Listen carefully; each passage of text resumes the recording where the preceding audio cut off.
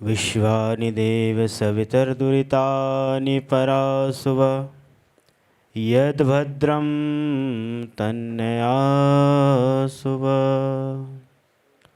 गुरुर्ब्रह्मा गुरुर्विष्णु गुरुर्देवो महेश्वराः गुरुर्साक्षात्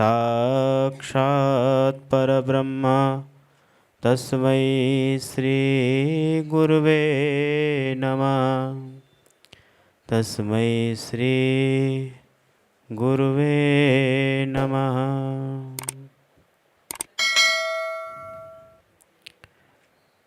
परम पूज्य सद्गुरुदेव महाराज को प्रणाम करते हुए और परम पूज्य स्वामी जी महाराज स्वामी गोविंद गिरि जी महाराज को प्रणाम करते हुए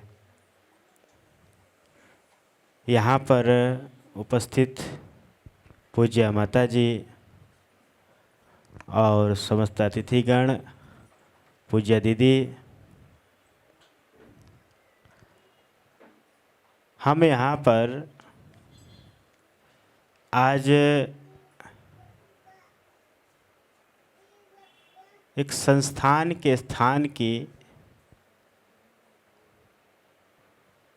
श्री मंगल करने के लिए इकट्ठे हुए हैं।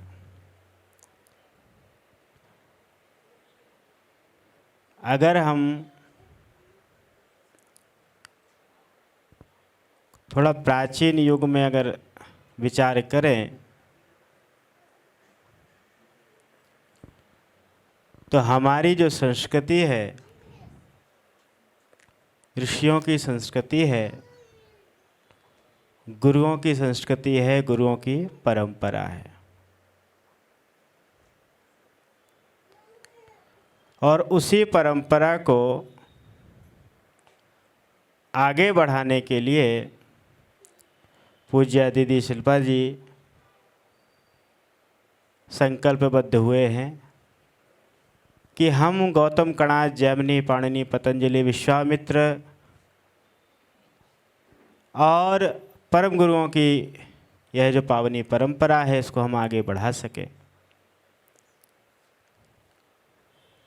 एक दिन पिछले वर्ष की बात है, गीता जयंती के दिन की, दीदी शाम को मिली यहीं हैदराबाद में सरोवर नगर में। तो दीदी ने कहा कि मुझे मेरा ये विचार है, संकल्प है कि मैं कन्या गुरुकुल बनाऊं। मैंने कहा ये तो बहुत अच्छी बात है। अभी तक विद्या के क्षेत्र में बहुत प्रोत्साहन अलग अलग क्षेत्र में कन्याओं के लिए, बालकों के लिए हुए हैं, लेकिन संस्कृति के साथ जुड़ करके, संस्कारों के साथ जुड़ करके हम उत्तम शिक्षा, उत्तम विद्या का प्रबंध बालिकाओं के लिए कर सके, ऐसा भी बहुत कम प्रयास हुए भारत में वर्तमान में भी। क्योंकि हम अधिकतर सुनते हैं कि बालकों के गुरुकुल ज़्यादा होते हैं। अब गुरुकुल ही क्यों, स्कूल क्यों नहीं बना सकते, कॉन्वेंट स्कूल क्यों नहीं बना सकते, ये सब के अंदर प्रश्न उठ भी सकता है, लेकिन आप लोगों के अंदर नहीं उठेगा, क्योंकि आप इस संस्थान की नींव आधार के शुभारंभ में आप लोग आए हैं। इसलिए मैं विचार करता हूँ, अगर पुरुषों की अपेक्षा बेटियों को अगर संस्कारित शिक्षा अगर दी जाए तो परिवार भी, समाज भी और संसार भी समृद्ध होगा और संस्कारवान बनेगा। एक पुस्तक पता नहीं किस कौन सी प्रिंटिंग प्रेस की थी मुझे नहीं ध्यान है, लेकिन मैंने एक बार 10 साल पहले एक पुस्तक पढ़ी। उसमें कन्या गुरुकुल का वर्णन आया। आचार्या भी कन्या होती थी उसमें, और पढ़ने वाले भी कन्याएं हुआ करती थी।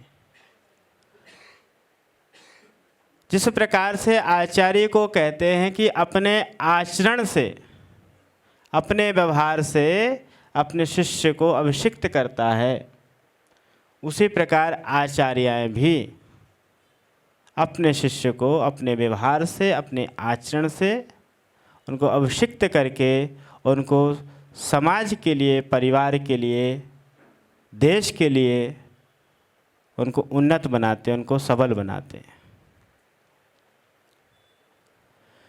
तो वही आधारशिला आज यहाँ से रखी जा रही है। इसको नाम वैद सदेह फाउंडेशन, सदेहा फाउंडेशन।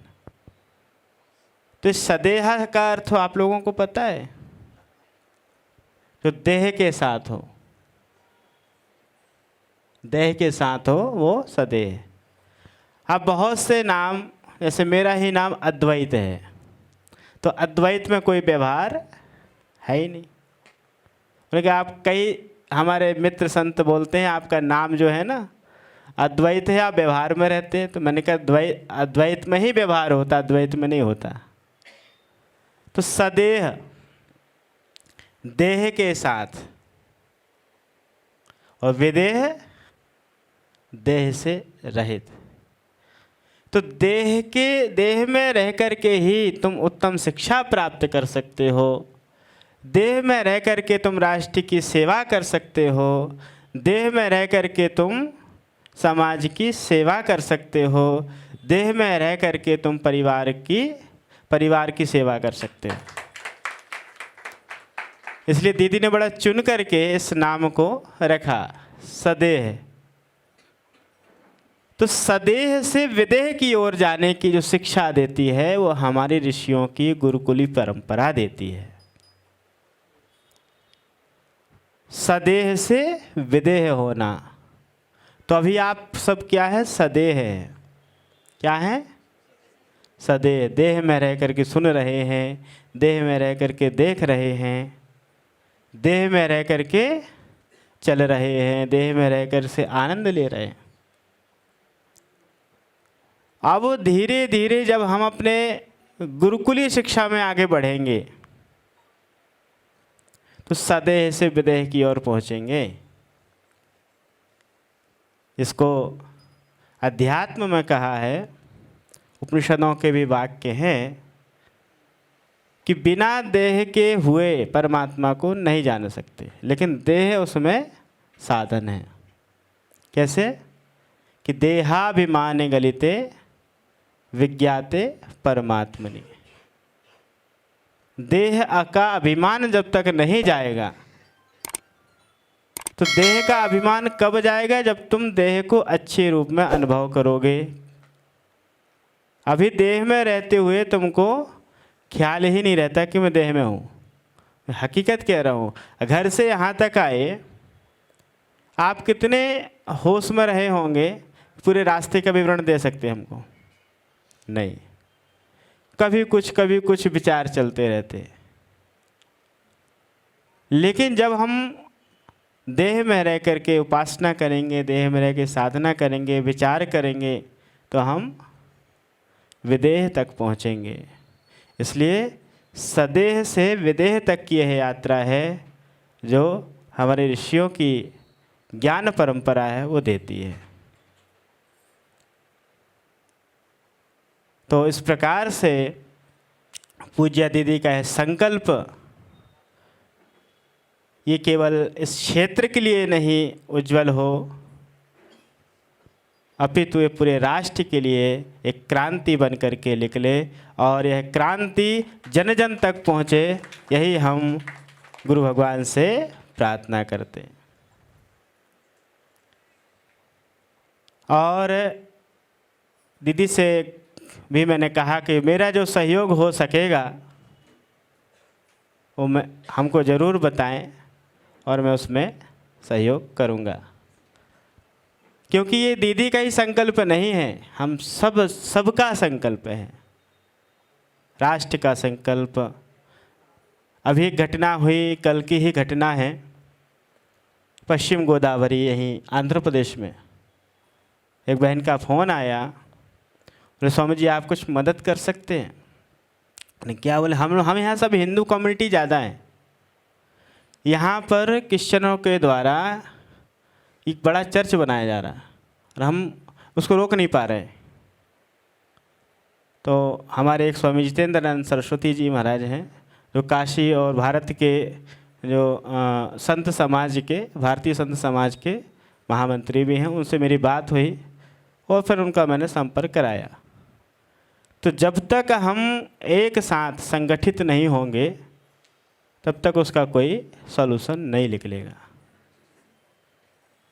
अब वो वहाँ हिंदू कम्युनिटी है, एक बड़ा चर्च बना करके वहाँ पर खड़ा कर रहे हैं। क्यों? क्योंकि इनको हम ईसाई बना सकें, क्रिश्चियन बना सकें। और ये बड़ी तेज़ी से और बड़े दिलेरी के साथ हो रहा है। सरकार इसकी परमिशन देती है, एक नहीं 40 चर्चों की परमिशन सरकार ने दी, आंध्र प्रदेश सरकार ने, कि उस पूरे बेल्ट में चेन्नई तक 40 चर्च बनना है। लेकिन हम इसको जब तक नहीं रोक सकते, जब तक हम सनातनी हिंदू विचारधारा के लोग, सनातन विचारधारा के लोग एक नहीं होंगे, तब तक हम इसको नहीं रोक सकते। और यह विचारधारा मैंने दीदी को भी सुना, और दीदी की जो एक एक वाणी राष्ट्र के हित के लिए, धर्म के हित के लिए, सनातन की कल्याण के लिए है, ये मैंने देखा। और हम सबको मिलकर के दीदी के हमारे जो भी हमारे संकल्प हैं राष्ट्र हित के लिए, धर्म हित के लिए, हम सबको मिलकर के आगे बढ़ना है। और यहाँ बहुत बहुत शुभकामनाएं मैं दीदी को देता हूँ कि यह एक आधारशिला रख करके एक यहाँ से एक शंखनाद इन्होंने करने जा रहे हैं। और ये एक क्षेत्र की नहीं, पूरे राष्ट्र की राष्ट्र की जन जन की यह मांग हो कि हम इस अभियान को, इस संकल्प को आगे बढ़ाएं। तो वैसे तो एक प्रकार से आज दीदी का पट्टाभिषेक है। यहाँ पर पट्टाभिषेक कब होता है कि जब एक कोई संस्थान या कोई मंदिर या मठ का उसको एक जिम्मेवारी दी जाती है। तो मेरे को कुछ ज़्यादा व्यवहार तो नहीं आता है, लेकिन एक सॉल दीदी को भेंट करके यहाँ से उनका पट्टाभिषेक करके दीदी को यहाँ की जिम्मेवारी गुरु कृपा से आगे बढ़े और वो आगे कार्य करे। ऐसी बहुत बहुत शुभकामनाएं।